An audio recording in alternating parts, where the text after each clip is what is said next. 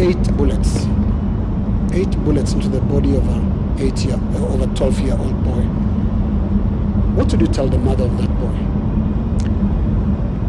That boy is alive, right? No, it's not. Kennedy Onyango died. He's died.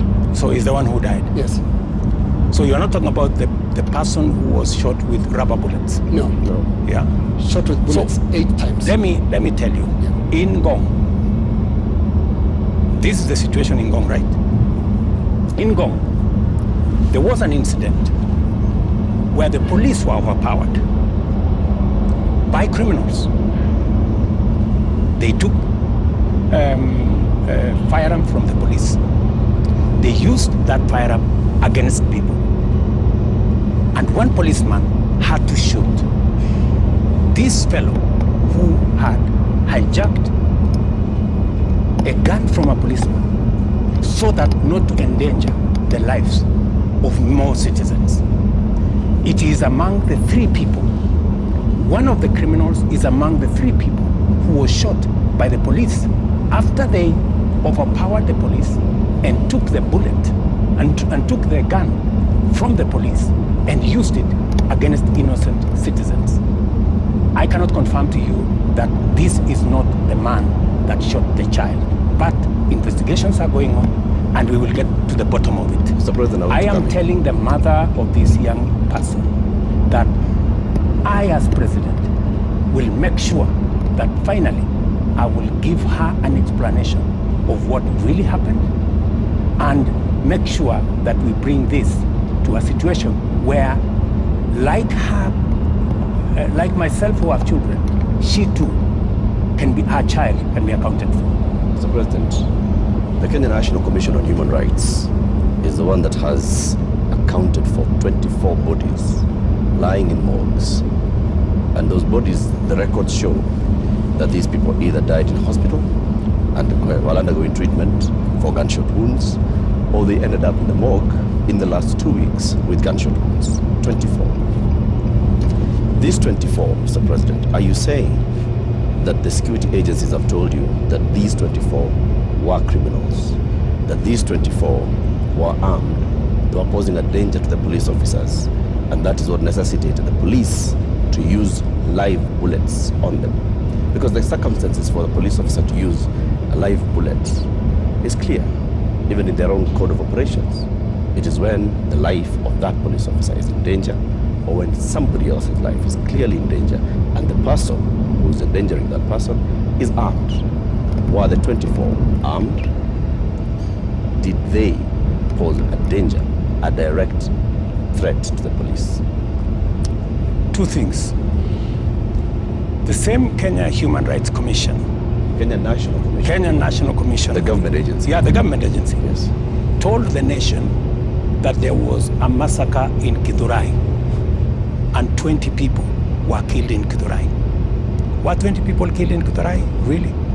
The Kenya National Commission on Human Rights does not have records of 20 people. No, but that's their statement. It is a statement that is public, you know. So the same Kenya Human Rights, Kenya Commission, Human Rights, National Human Rights Commission, told the country a blatant fake news falsehood that there was a massacre. This 24 is also...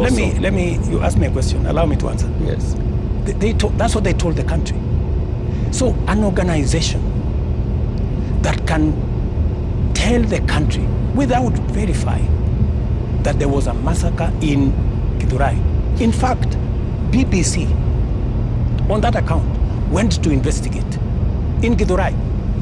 And of course, you know, you have read, BBC has said there was no massacre in Githurai. Mr. President. There was one person who was shot by the police. Let me answer. Yep. So, an organization that is as reckless as to say there was a massacre when there was none, now is telling us there are 24, the police are saying 19. We will find out where the numbers are. But that is the credibility of the organization that you're telling. Mr. President, that may well be. Let me also... Just on that issue, just so that Eric can follow up. The people who died, Yeah, that's where I'm coming. Why are they a danger That's to the where police? that's where I'm coming. Are they the criminals that you're talking about? Let me tell you two things. There will be an investigation on how these 19 Kenyans died. There will be a clarity, an explanation for each and every one of them. I have told you one situation where somebody accosted the police, took over the firearm, started to shoot at people, endangering the lives of many other Kenyans. He was shot by the police. There is a situation in Parliament. How did the invaders in Parliament? They invaded Parliament and went straight for the armory at the Mausoleum. They went straight at the armory at the Sergeant at Arms office. Those are the investigations that we will get into, and a proper explanation will be given to the country. Are weapons lost? What I am saying... Are the weapons at the armories and the Mausoleum and inside Parliament? That is why there will be an investigation of how these armories were attacked. And how did these people know that there was an armory in Parliament? Mr. President, you may not believe the Kenya National Commission on Human Rights, but surely you would believe your own deputy, who has said there's been a return to extrajudicial killings and abductions, contrary to what you and him promised the people of Kenya. Let me tell you, I am the president, and I speak for the government of Kenya, right? And so this is what I'm telling you. I made 3 commitments that I will make sure the police is independent. And I did that on my first day in office. Number 2, I said there will be no extrajudicial killing in Kenya. I have kept my promise. Number 3, I have told you that if there is any arrest by the police, that does not amount to an abduction. In my very honest opinion. Let's pause for a moment, Mr. President, and I just want us to go to that video over there, which will play on air, and let's pause and watch it together, Your Excellency. Let's watch this video. Sell them to the people of Kenya. There are enough intelligent people in Kenya to differentiate what is good from what is better and what is best.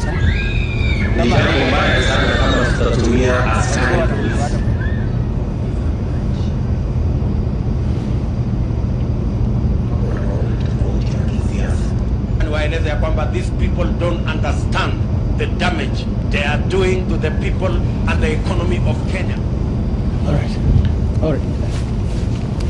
Yes, the video in contention here was recorded earlier today. Yes. That of former MP Alfred Keter being abducted in broad daylight. Mr. President, before you even talk about the entire incident, the children were screaming, and a sound that we believe belongs to the wife was also heard, screaming in distress. How does that make you feel? 3 things. I have told you, I made a deliberate decision to make sure that the police operate independently. That's number 1. Number 2, I have told you, if the police summon Linus Kaikai and Linus Kaikai refuses to go to the police, are the police not entitled to come and look for you?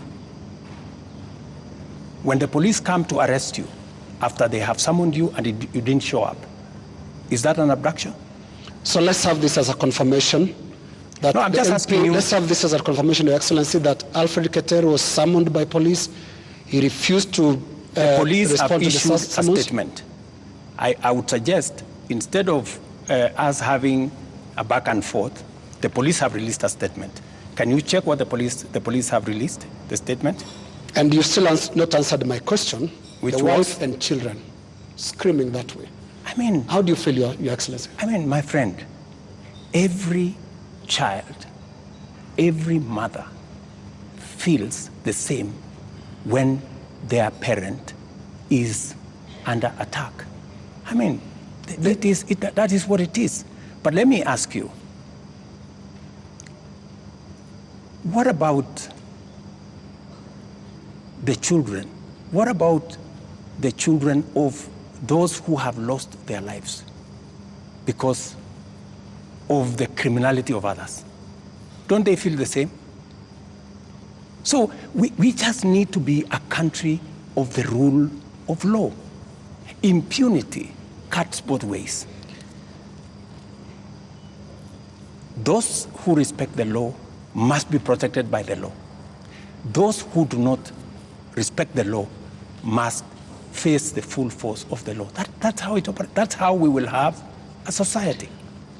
Here is the same way we must condemn excessive use of police powers, but we must equally deal firmly and decisively with criminals who put the lives of other Kenyans in danger, destroy property of hard-earned earnings.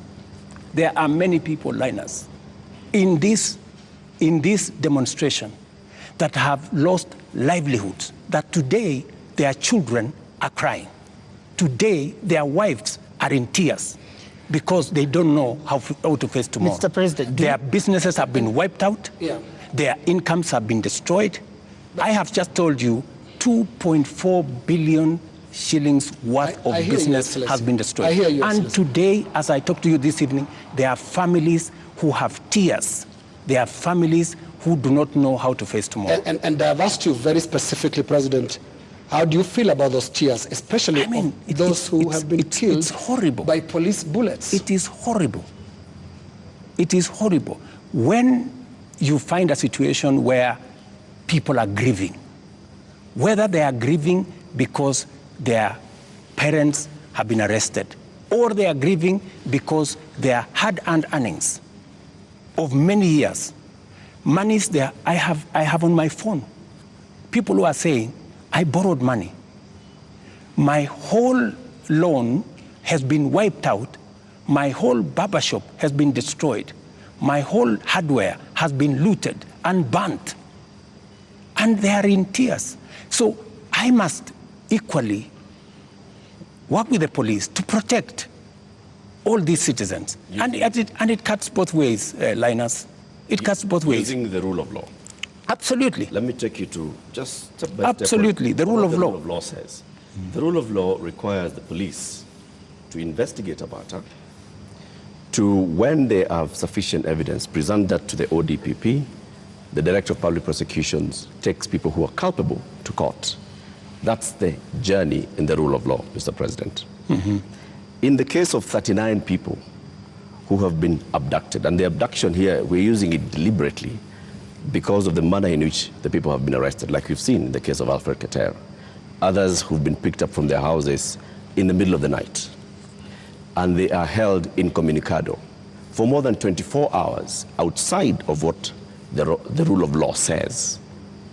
And then they are not taken to court, so they are not charged with anything. That is outside of the rule of law. So in one instance here, we are saying we are not following the rule of law.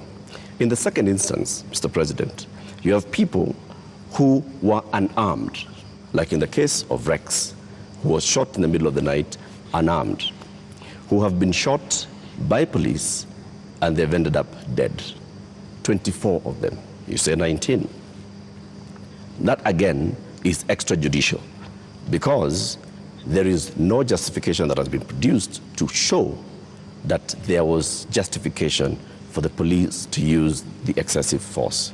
So basically we are showing examples where the rule of law, which you promised to uphold, which you also set and said, this is what the police has been doing.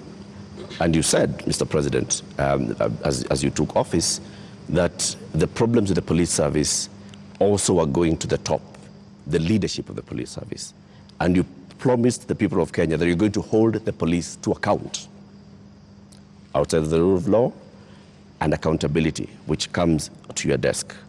Are you holding the police accountable for 39 people abducted, for 24 people killed, for 627 people arrested and not charged, for 431 people injured by live bullets, rubber bullets, tear gas canisters, police batons. Latif,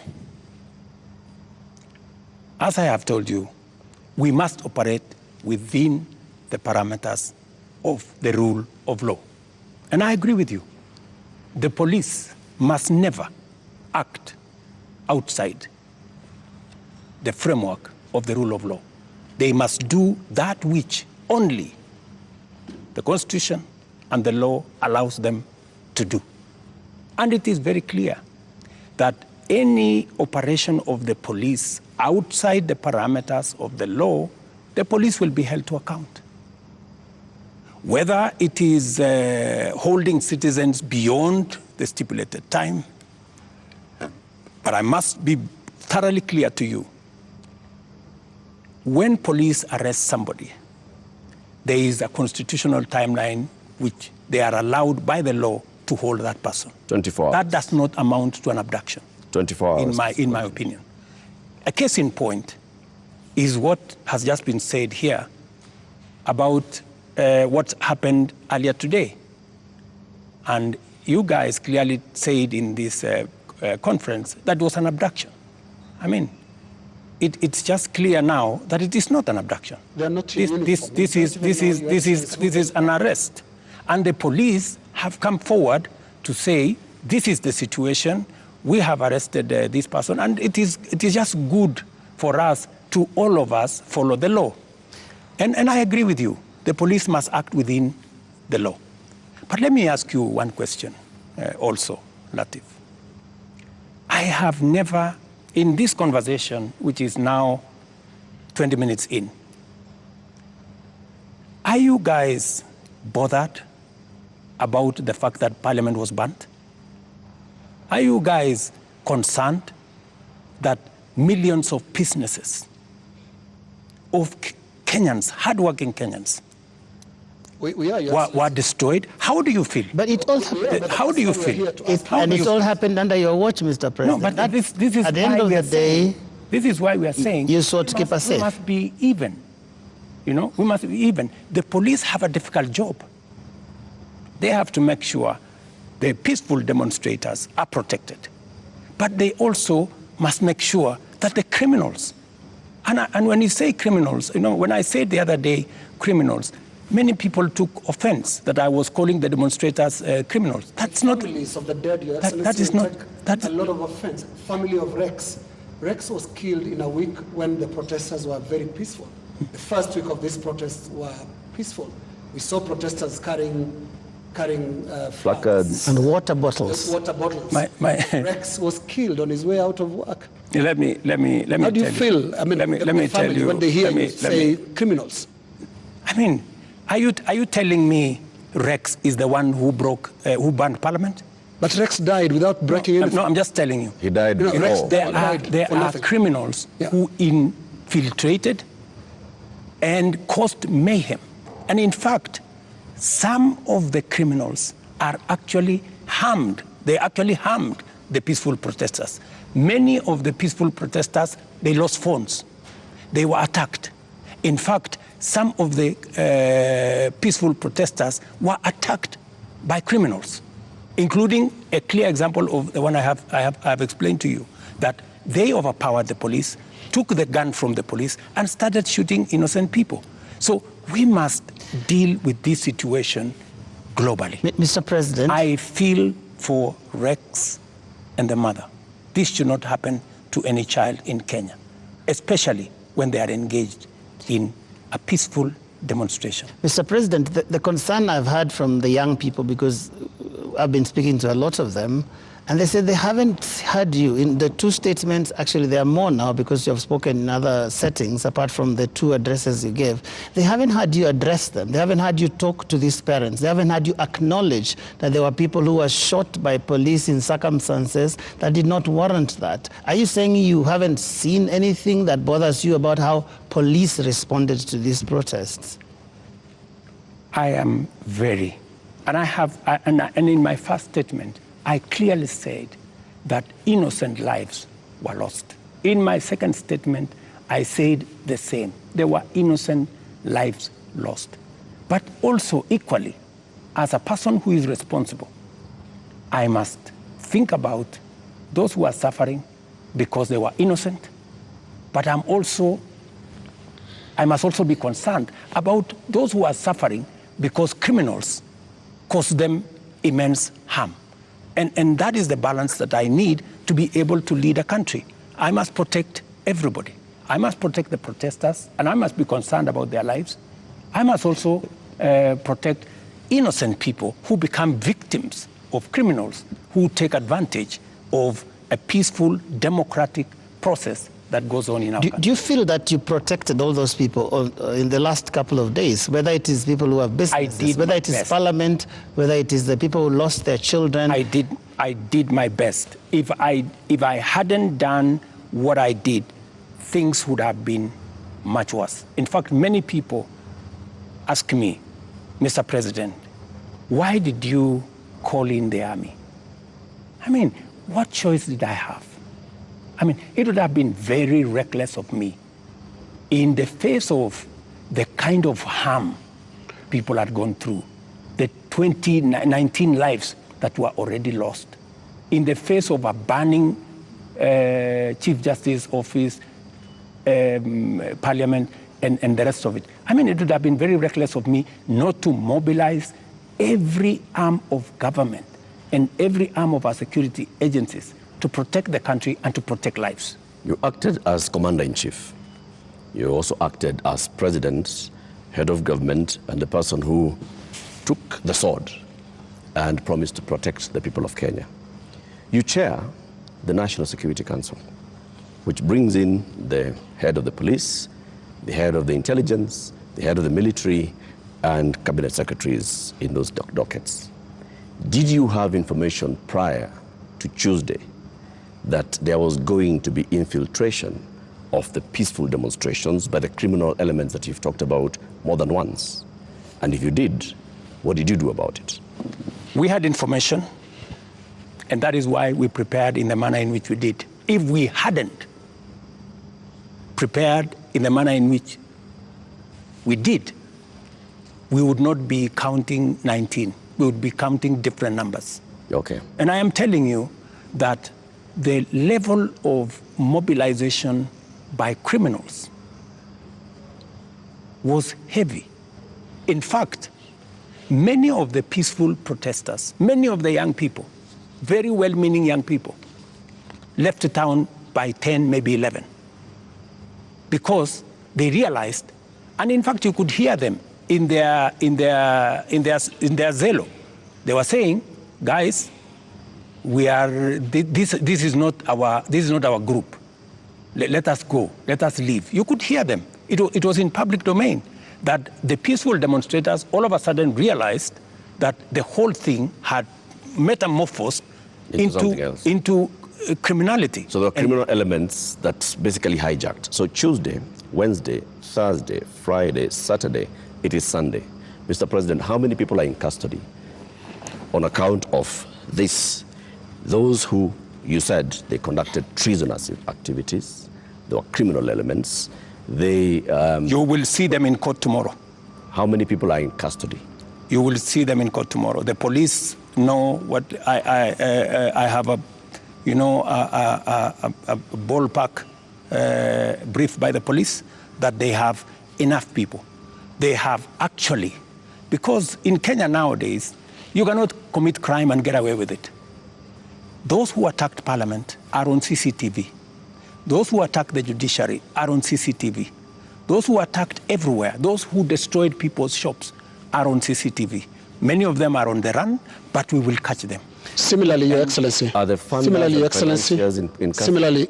So to your question, so the police are at it, because if we don't deal with impunity, we will not have a country.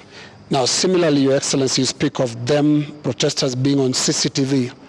Not the protesters, I'm saying the criminals who attacked Parliament. Right. Now, every policeman also, without uniform, conducted an abduction, has also been captured on camera. Those who captured Shad Kiprono were captured on camera. Those who captured Alfred Kiter today were captured on camera. and a number of other such incidents similarly, so that because I can hear you balancing. Yes, that's correct. Yes, are we going to see action against the killer cops, or were they doing what you are saying you had to do to prevent this from being bad? Any killer cop who went beyond what is provided for in the law, action will be taken against them. But to your question, are you telling me, Linus, that a police officer becomes only a police officer when they are in uniform? No. Police officers can identify themselves even when they are in civilian. So, and when a police officer comes to you and says, this is my ID, I am police officer, you are under arrest for the following reasons, that is legitimate. You cannot tell me that because they were in civilian, then what they did was wrong. And you know that's not what they do. And that's not what they did to Alfred Ketero or Shad Kiprono. Were you there?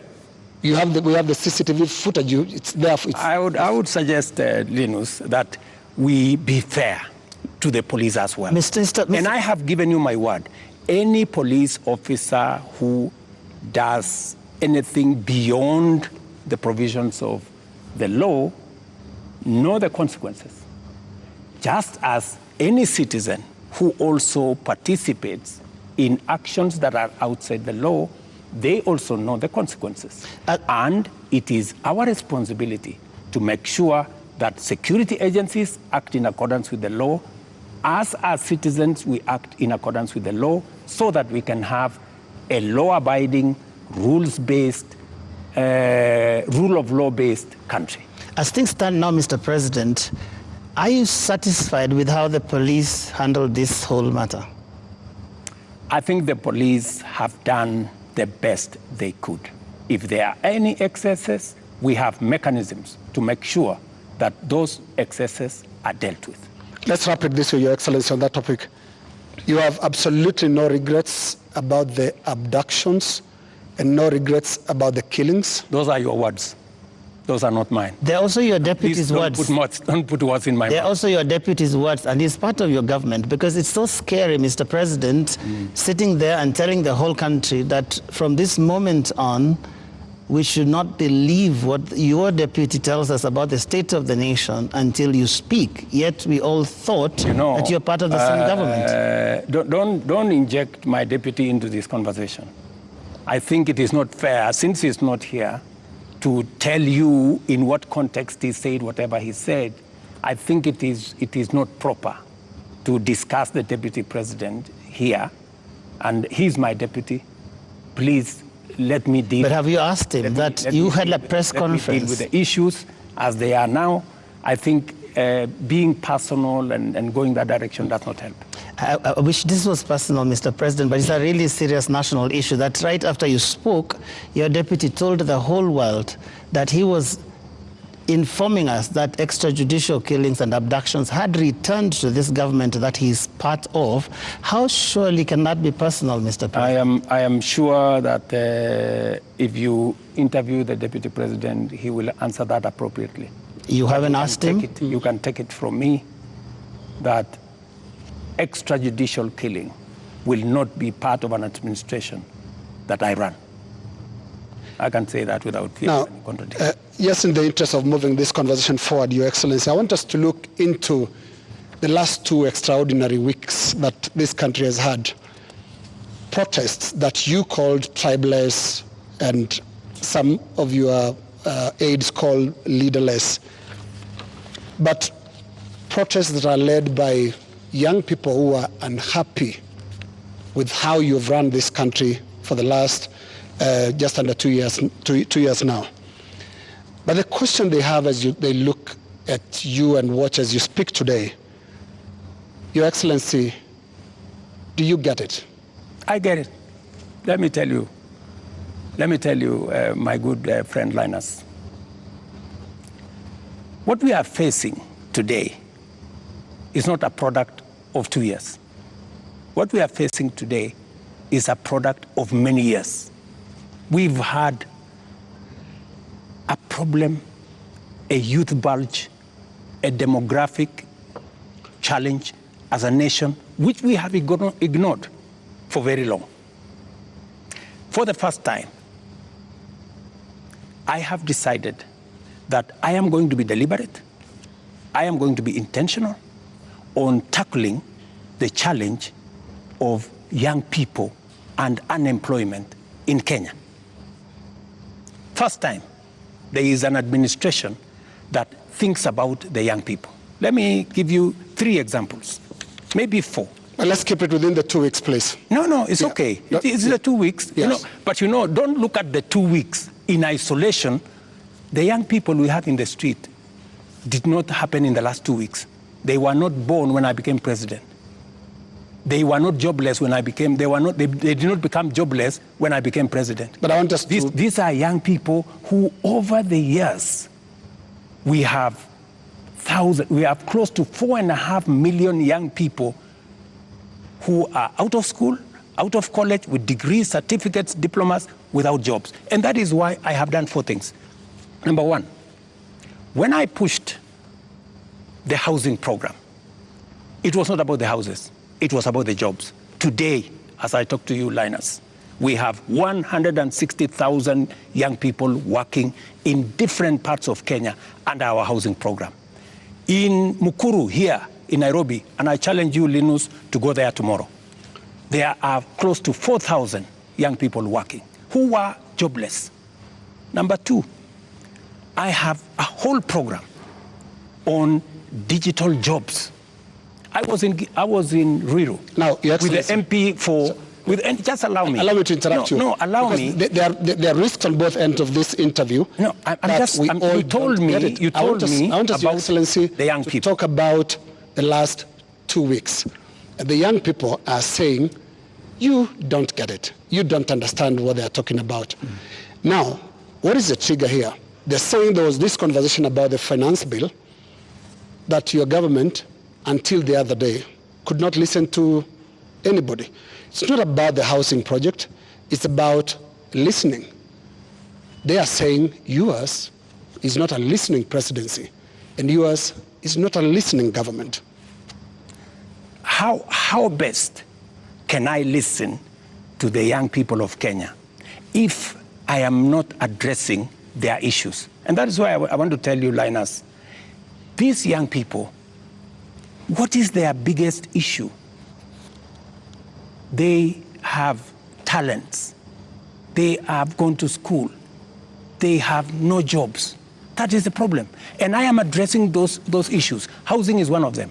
Digital jobs is another. I was in Ruto with Simon Kingara, the MP for Ruto, launching an ICT hub that will is actually hiring already 5,000 young people.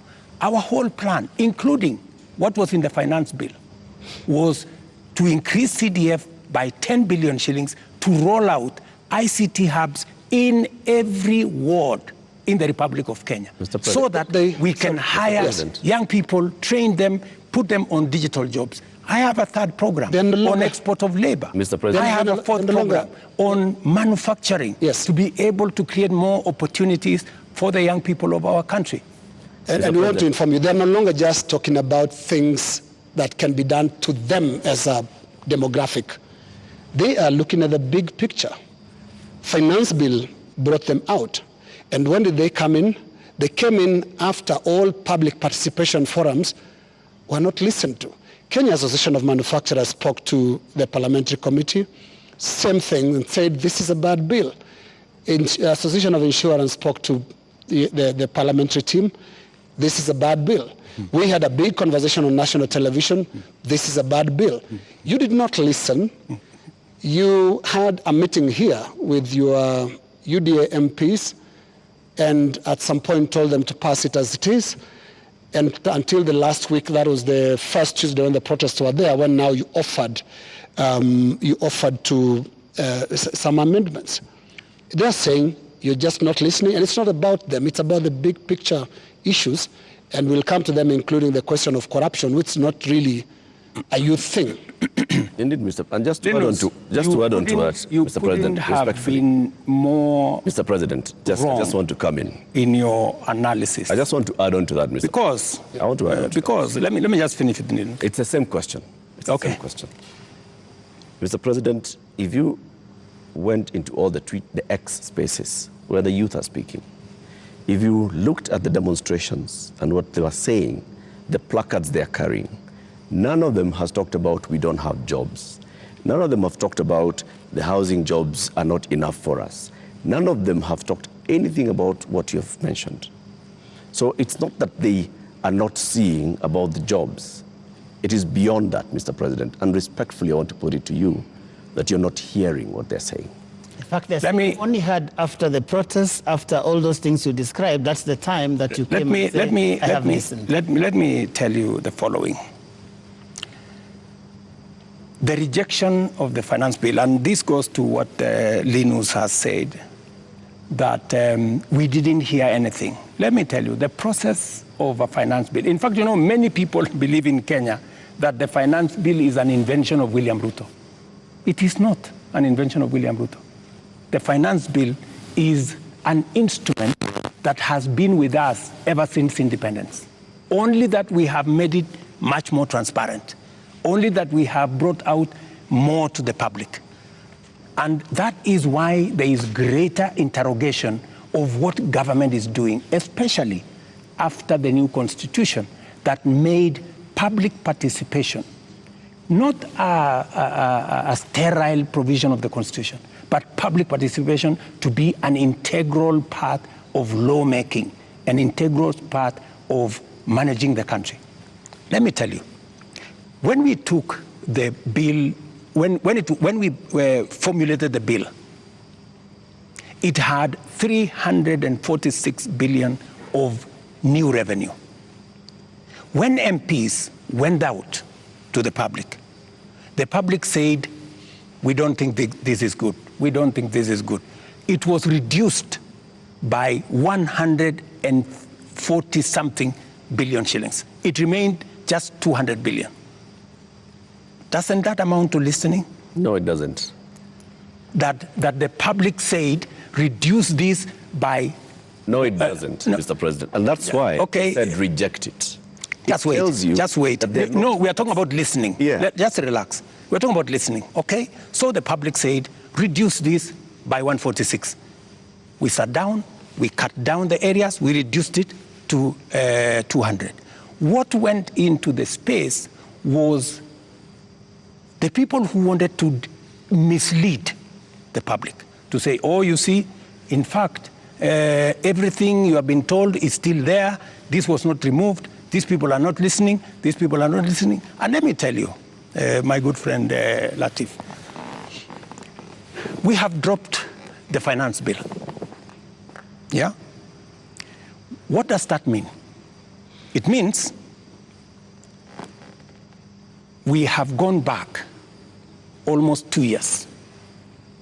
It means that this year we are going to borrow 1 trillion shillings to be able to run our government. That's what it means.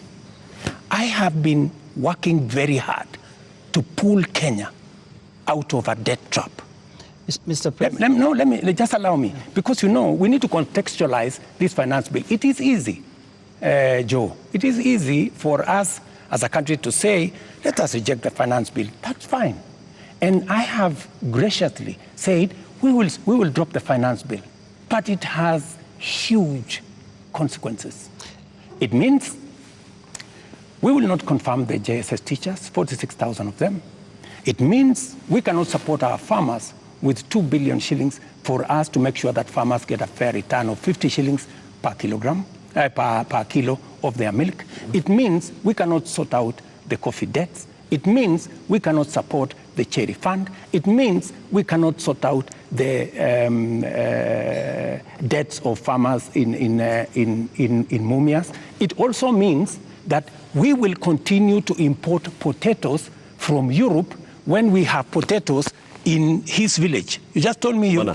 in Kimana. We have potatoes in Mr. Nyandarua. President, We have onions all over the place. That may well be. I think the problem has been, these are people who are saying they haven't been listened to. You only listened because you said on that night, on that Wednesday night, that is the moment you said that you had realized, Mr. President, that Kenyans did not want anything to do with that bill. And one would wonder, how can that be, Mr. President? And you have had all these presentations that have been made.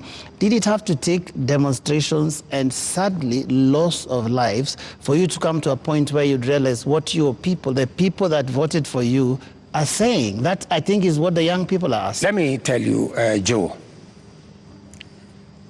members of parliament are representatives of the people, elected. They are not fools. And they are not mad. And I want to say, one day, Kenya will know that the MPs who voted yes are the true heroes of Kenya. Those are the people who saw the opportunity for us to unchain our country from debt trap and take our country to the future. Let me tell you, Joe, and I want to say this to the people of Kenya, that my plan was to make sure that in the next 3 years, maximum 4 years, we have a balanced budget, where Kenya is not the country where we are today. Let me tell you, gentlemen, and I want to tell the people of Kenya the following.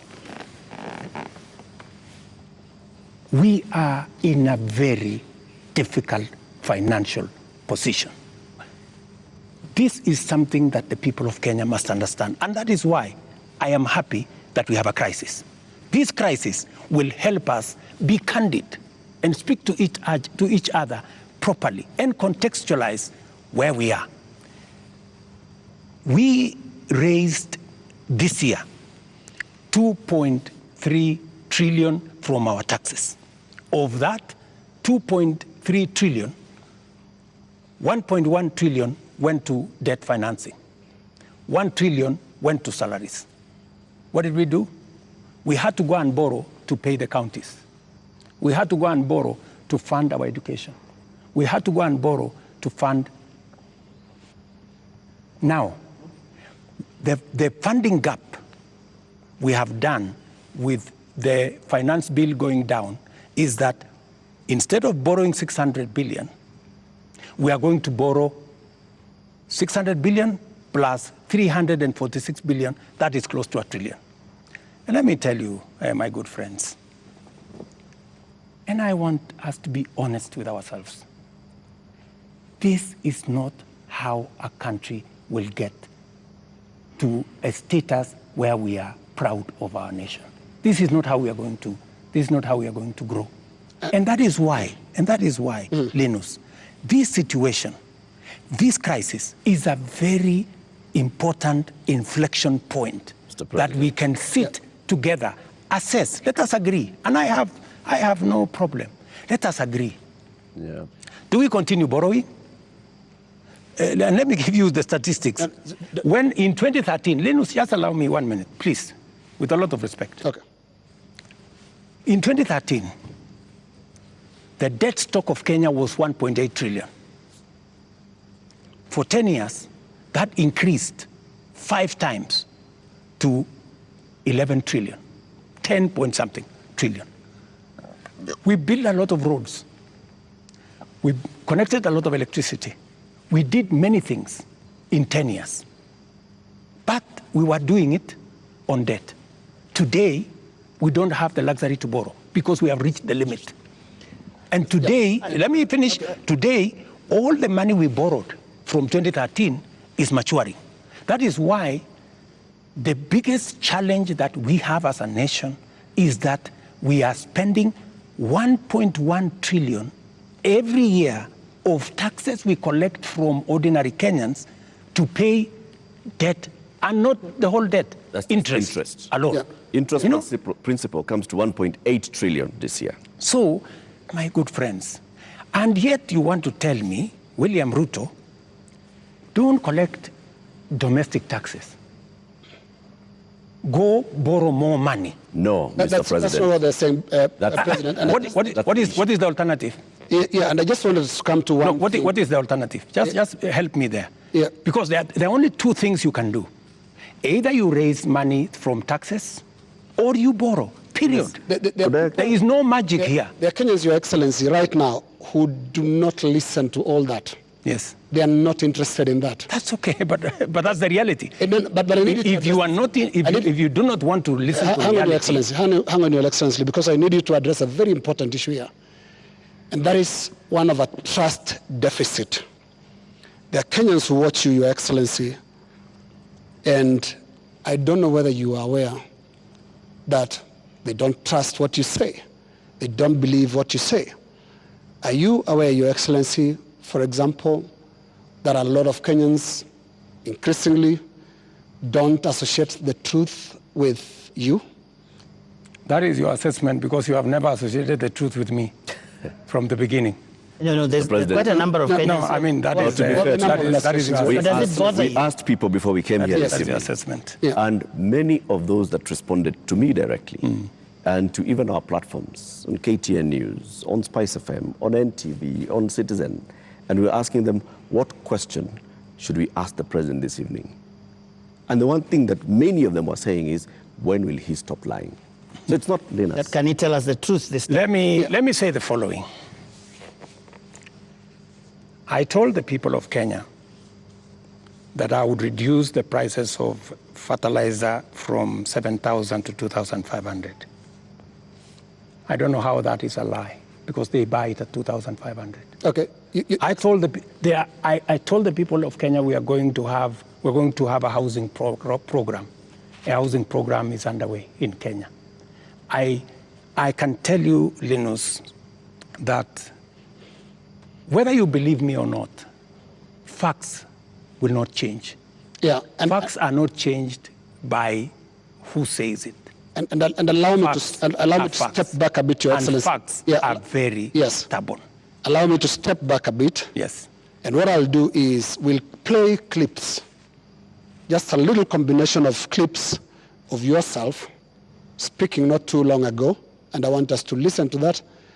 I'll stand out of the way because you said it's me that doesn't associate the truth with you, and I would like you to respond to yourself, to the clips that we are going to play.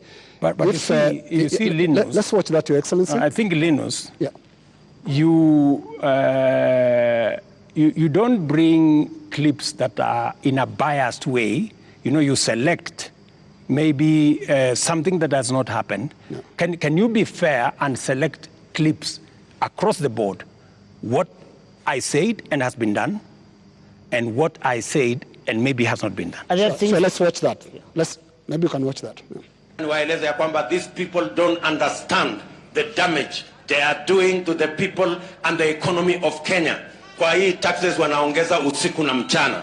Na mimi nataka niwaulize watu wa hapa Manga, tafadhali, mkiona tumesimama hapa mbele yenu, tunawaambia ya kwamba tutengeneze hiyo serikali inakuja ambayo inaelewa lugha ya mwananchi wa kawaida.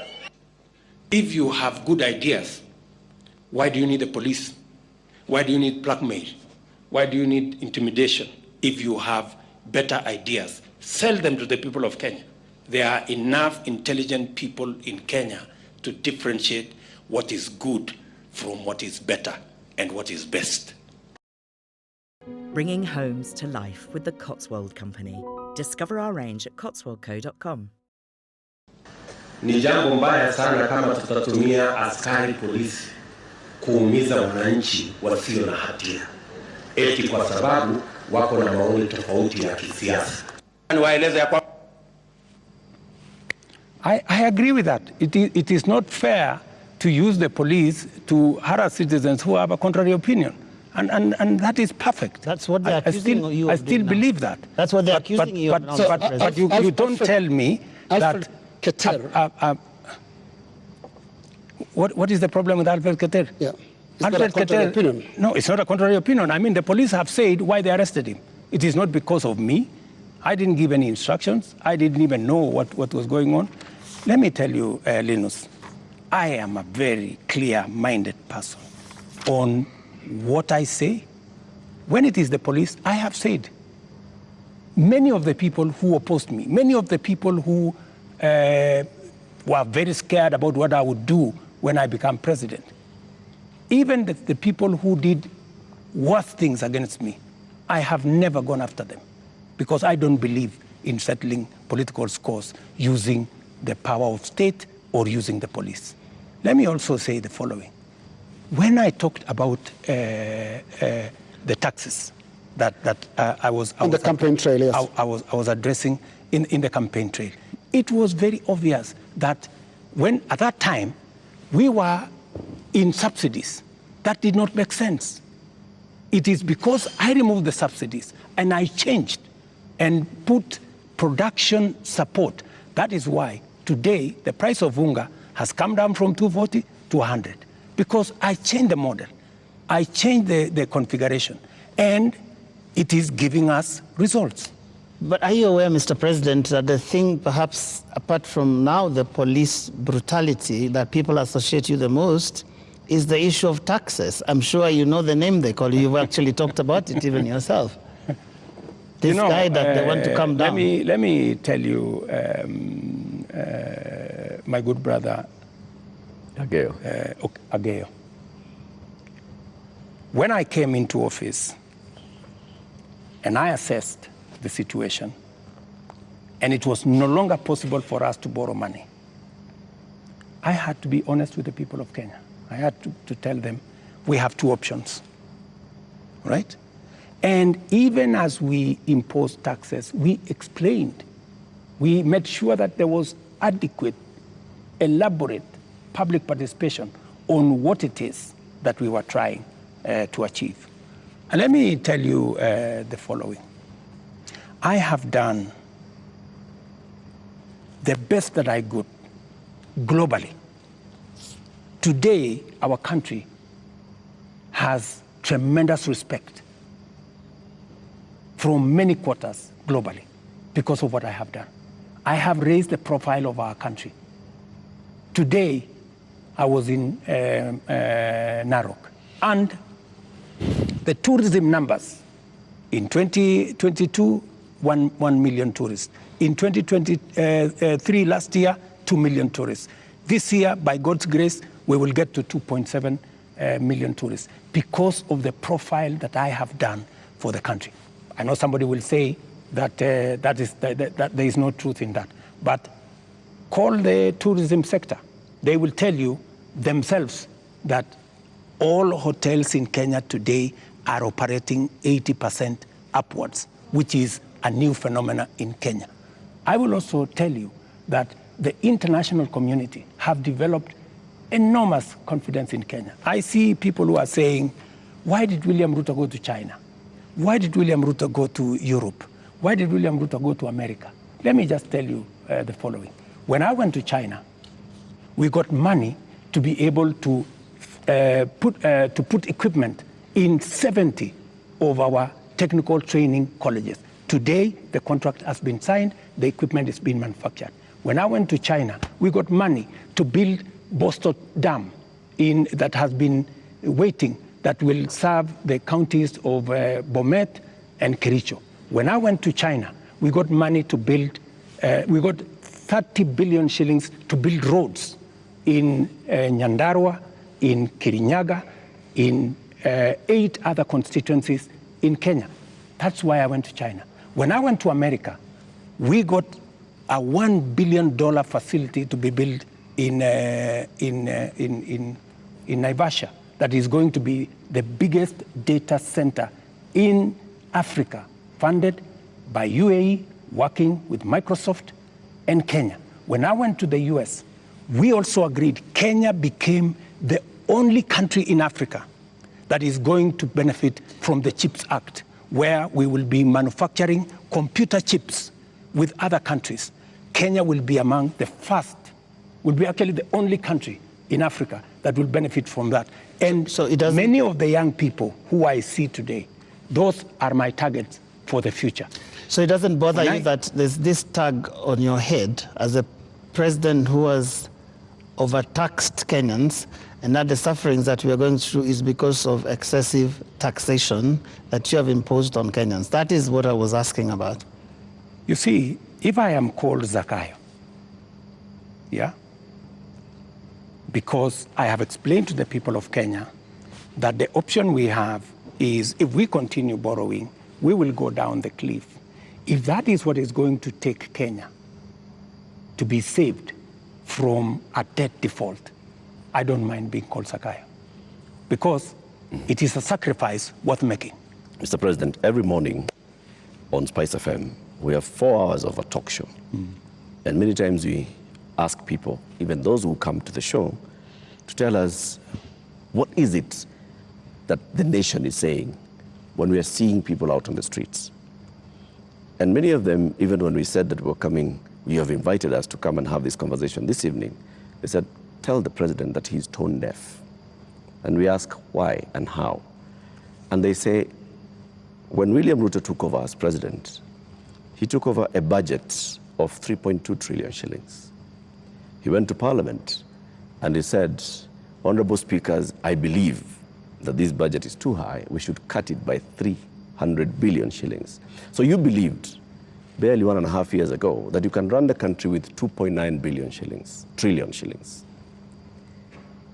Barely a few months, you went to Parliament and requested to spend 3.6 trillion shillings. This year, you went to Parliament and initially requested to spend 4.2 trillion shillings. And what do they see in return? They see extravagance in government. They see a government that is pushing gung-ho to employ new people called CASs. They see a government that is purchasing new motor vehicles and trips that are extravagant. They see opulence with those that are close to the president appearing in public carrying wads of cash. They see condescending attitude from those who serve in this government when they're asked, why are you spending? And they respond the way they respond. Your advisors speaking the same. And so they see a government where the president is telling people, we are going to live within our means. We are all going to tighten our belts. We have austerity. They end up with their children not going to school because for months, JS teachers are on strike. They end up with, right now, 91 days where clinical officers have not been to work. 91 days, Mr. President. We ended up with intern doctors going on strike for weeks because the government says it has no money. We end up with people going to the hospitals and there's no medicine. We end up with people who are being told that we don't have money to pay salaries, or we don't have money to pay salaries and also having development. Yet, they see all this extravagance and opulence from those in power. You are tone deaf, Mr. President, that's what they say. Well, I guess that's why we must have a conversation. That's why we must have a conversation. And I'm very happy for us to have this conversation so that we can put the facts on the table and we can all of us make a decision. But let me tell you the following. I've listened to you, and let me also tell you that today, the universities, which were almost closed, they had debts of 60 billion shillings. I have enhanced their budget by 40 billion shillings, the universities, because education to me is very important. It is the greatest equalizer. Today, the universities can confirm to you, and I was sitting here with the vice chancellors, that I made the right decision because we are funding the universities better. Let me also tell you, I took the decision to hire additional teachers, 56,000. It has never happened in the history of Kenya. Why? Because education is the greatest equalizer. Many parents in rural Kenya take their children to schools that have no teacher. And we are disadvantaging them. The children of the poor get the worst form of education. They have no chance. I decided, because I said it is bottom up, I decided that I'm going to put more money in making sure the child of every Kenyan has an opportunity to be their best by giving them the correct education. I decided that I am going to put money in farming. The first year, I put 10 billion shillings in fertilizer subsidy, a program that had been scrapped for 5 years. The difference is obvious. Today, by God's grace, we have a harvest. The prices of food commodities has come down. Day before yesterday, Latif, there was a release of where we are with inflation. Inflation in Kenya is now 4.6%. When I came into office, it was 9%. Inflation coming from food products. It was reported not by me, by the institutions that are charged, 4.6%. We have, where I have invested money, I can account for it. Right. And it is making a difference in the lives Their of concern many. is on extravagance in government. I will come to opulence in government. on opulence and extravagance. Every trip I have made, I have not made any trip outside Kenya to go and do things that are of no benefit to this nation. I can account for every trip that I have made outside our nation, whether it is on projects or programs or investments or even the profiling of this country to put it in good standing for us to attract investment. In fact, the Nairobi Stock Exchange, which was almost closed, was rated the best in the world. Not said by William Ruto, but it was in the public domain by Bloomberg. If you don't believe me, believe Bloomberg. Mr. President, So I have done what I could for the country. You have But not let me answered- finish you have not answered the opulence. questions. Let me go to the opulence.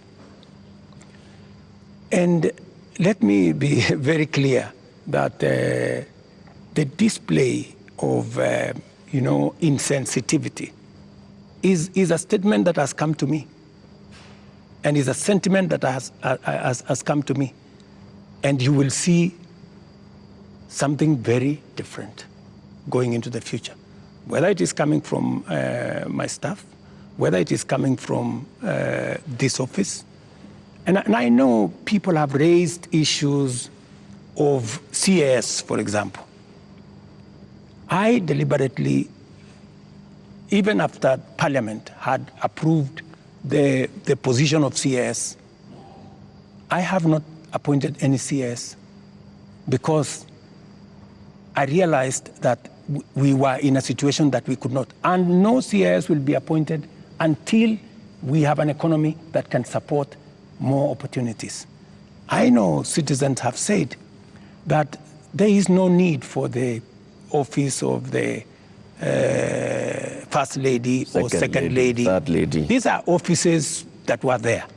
But because we have to live within our means, those offices from tomorrow, this new budget which is starting tomorrow, they will not be part of our equation, because in the face of what has happened, we have to trim down every other area.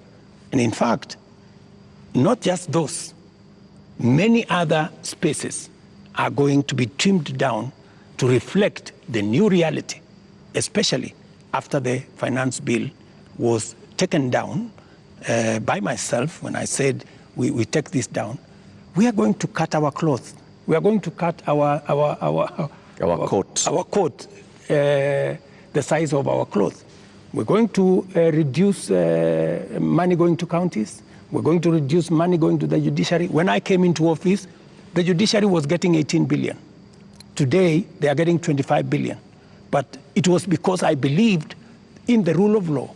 I believed that we needed to do something about making sure that our judiciary has resources, because Kenyans were telling me directly, justice delayed is justice denied. Will you I cut have the size hired of your government? the highest number of judges under my administration, because I believe that Kenyans must deserve justice. Will you reduce the number of ministers, ministries, or state departments, or advisors?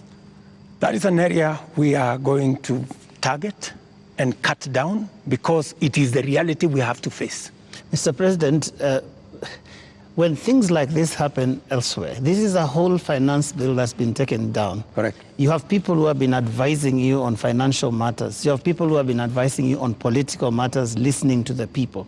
You have advisors who have talked down at Kenyans, who have called them spoiled kids, KFC, Java, and whatnot.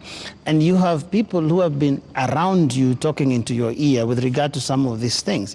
And many people have ventured to actually say that this amounted to a vote of no confidence.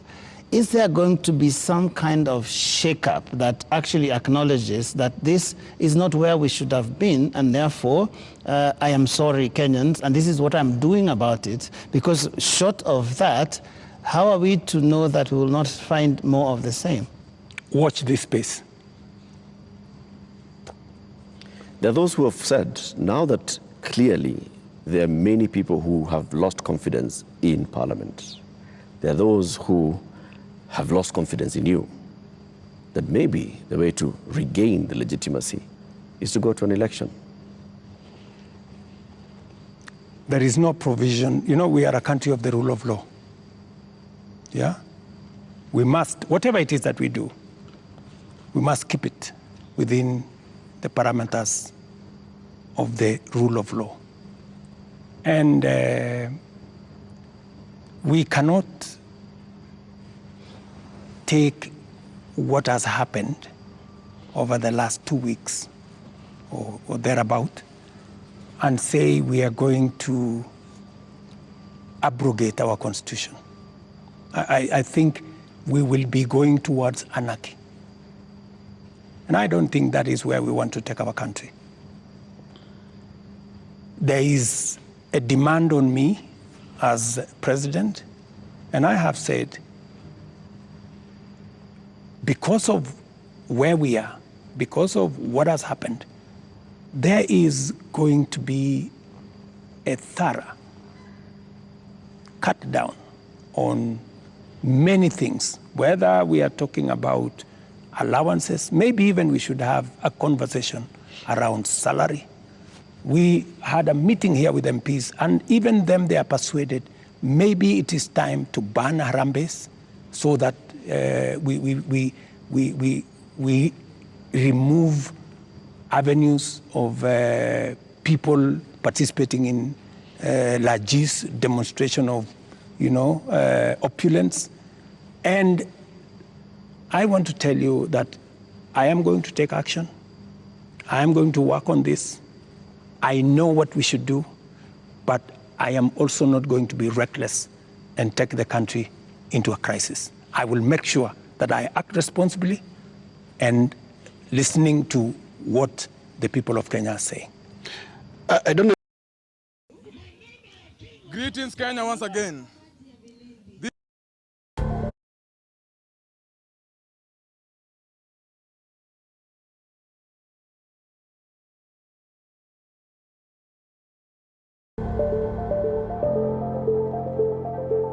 In today's automotive landscape, ya watu waache maandamano, wanataka kuzungumza haya moja kwa moja. At the request of